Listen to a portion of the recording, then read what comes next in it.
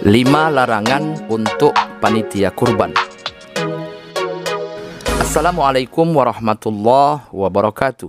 Sahabat Istana Ilmu rahimakumullah. Tak terasa sebentar lagi kita akan melaksanakan ibadah kurban di hari raya Idul Adha hingga hari tasyrik pada bulan Zulhijjah. Hampir seluruh masjid dan musolah sudah mempersiapkan diri. Mereka telah membentuk kepanitiaan dengan rapi yang nantinya bertugas mendata pekurban, mengadakan hewan kurban, menyembelih sekaligus mendistribusikan daging kurban kepada yang berhak menerimanya. Meski di zaman Rasulullah istilah panitia kurban tidak dikenal, namun bukan berarti keberadaan mereka tidak dibolehkan. Apalagi di masa kini, panitia kurban sangat penting dalam membantu kelancaran proses penyembelihan hewan kurban hingga penyaluran daging kurban tersebut.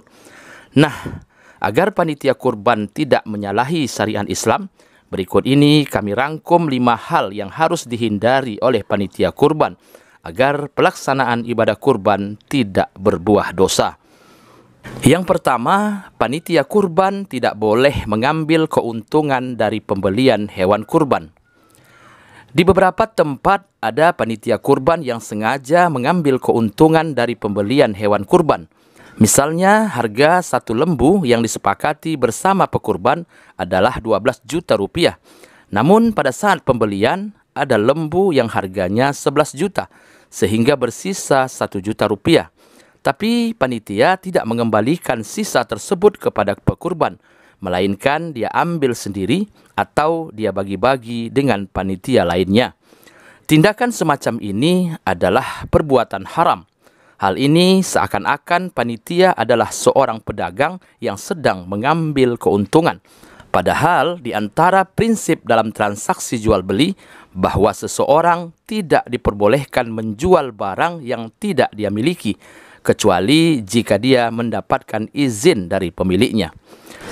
Hakim bin Hizam radhiyallahu anhu pernah bercerita, "Aku pernah bertanya kepada Nabi sallallahu alaihi wasallam.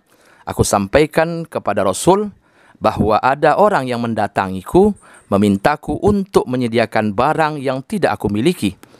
Maka bolehkah aku belikan barang itu di pasar, kemudian aku jual barang itu kepadanya?" Nabi SAW ketika itu menjawab, "La tabi' ma laisa indak." Janganlah kamu menjual barang yang tidak kamu miliki. Dalam riwayat lain, Hakim juga pernah mengatakan, "Nahani Rasulullah SAW an abi'a ma laisa indi." Bahwa Rasul SAW melarangku untuk menjual barang yang tidak aku miliki. Hadis riwayat Tirmizi. Ketika membawakan hadis ini, Imam Tirmizi menyatakan bahwa mayoritas ulama mengamalkan hadis ini. Mereka membenci seseorang menjual apa yang tidak dia miliki. Maka berdasarkan keterangan di atas, ketika panitia kurban menjual hewan kurban sebelum memilikinya, berarti dia telah melanggar hadis di atas. Yang kedua, panitia kurban tidak boleh mengambil upah berupa daging hewan kurban. Di beberapa tempat ada kita temukan bahwa panitia kurban mendapatkan bagian daging kurban yang lebih banyak dari kaum muslimin yang bukan panitia. Kelebihan itu sebagai bentuk upah karena sudah menjadi panitia kurban. Maka dalam hal ini, mengambil sebagian daging kurban untuk dijadikan upah panitia kurban tidaklah dibenarkan. Ali bin Abi Thalib radhiyallahu anhu ada menyebutkan bahwa Rasulullah sallallahu alaihi wasallam memerintahkanku untuk mengurusi unta-unta kurban beliau. Aku mensedekahkan daging, kulit dan jilalnya, yaitu kulit yang ditaruh pada punggung unta untuk melindungi dari dingin. Aku tidak memberikan sesuatu pun dari hasil sembelihan kurban kepada tukang jagal. Beliau bersabda, "Kami akan memberikan upah kepada tukang jagal dari uang kami sendiri." Nah, berdasarkan hadis tersebut sangat jelas bahwa upah bagi panitia kurban maupun bagi penyembelih hewan kurban tidak boleh diambil dari daging kurban bagian kaum muslimin. Jika panitia mau diupah, maka pekurban atau sahibul kurban haruslah menyediakannya sendiri, baik itu berbentuk uang maupun daging kurban yang memang sudah menjadi bagian dari yang berkurban, bukan diambil dari bagian kaum muslimin lainnya. Yang ketiga, panitia kurban tidak boleh mengambil bagian tertentu dari hewan kurban, baik untuk dijual maupun untuk dikonsumsi. Ketika hewan kurban telah disembelih, maka seluruh bagian tubuh dari hewan kurban tersebut harus segera dibagikan sebagai sedekah atau sebagai hadiah. Imam Nawawi menjelaskan bahwa tidak diperbolehkan bagi siapapun mengambil secara pribadi atau memperjualbelikan bagian tertentu dari daging kurban, seperti lemaknya, kulitnya, tanduknya, bulunya, dan lain sebagainya. Bagian daging kurban tersebut juga tidak boleh dijadikan sebagai upah untuk panitia kurban. Semuanya harus dibagi secara proporsional. Dari Abu Hurairah radhiyallahu anhu, Nabi sallallahu alaihi wasallam bersabda, "Man ba'a jilda udhiyatihi fala udhiyatalah." Barang siapa yang menjual kulit hasil sembelihan kurban, maka tidak ada kurban baginya. Hadis riwayat Al-Hakim. Yang keempat, panitia kurban tidak boleh pilih kasih pada saat pendistribusian daging kurban. Para ulama telah sepakat bahwa pendistribusian daging hewan kurban harus tepat sasaran, yakni kepada muslim yang membutuhkan.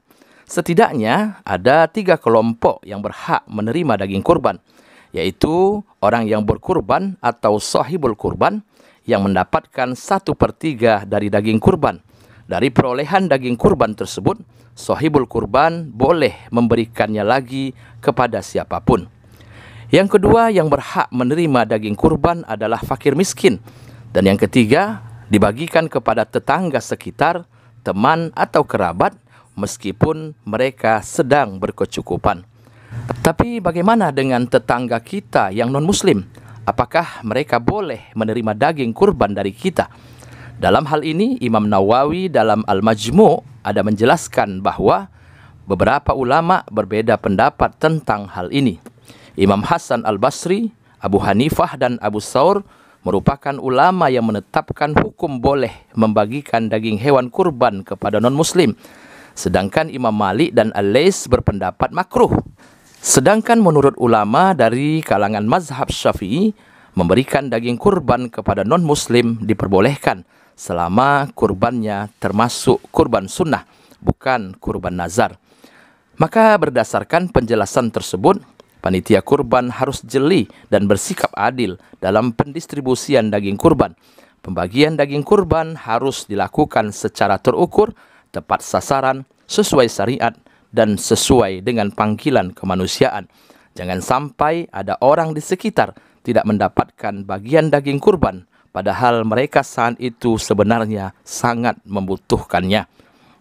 Yang kelima, panitia kurban tidak boleh mengambil daging kurban yang bersisa. Sebagian panitia ada yang melebihkan jumlah bungkusan penerima kurban. Misalnya yang berhak menerima daging kurban di suatu kampung ada 100 orang. Namun karena dikhawatirkan ada yang belum terdata, maka panitia kurban berinisiatif melebihkannya menjadi 110 bungkus. Setelah pembagian selesai dan seluruh kaum muslimin di sekitaran pelaksanaan kurban telah mendapatkan bagiannya, namun ternyata daging kurban masih bersisa 5 bungkus lagi misalnya, maka 5 bungkus daging itu tak boleh diambil oleh panitia kurban.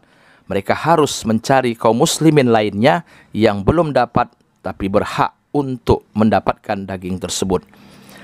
Nah, sahabat Istana Ilmu rahimakumullah, itulah 5 hal yang perlu menjadi perhatian panitia kurban di dalam melaksanakan tugas-tugasnya. Jangan sampai panitia kurban melakukan sesuatu yang bertentangan dengan syariat Islam. Semoga bermanfaat. Wassalamualaikum warahmatullahi wabarakatuh.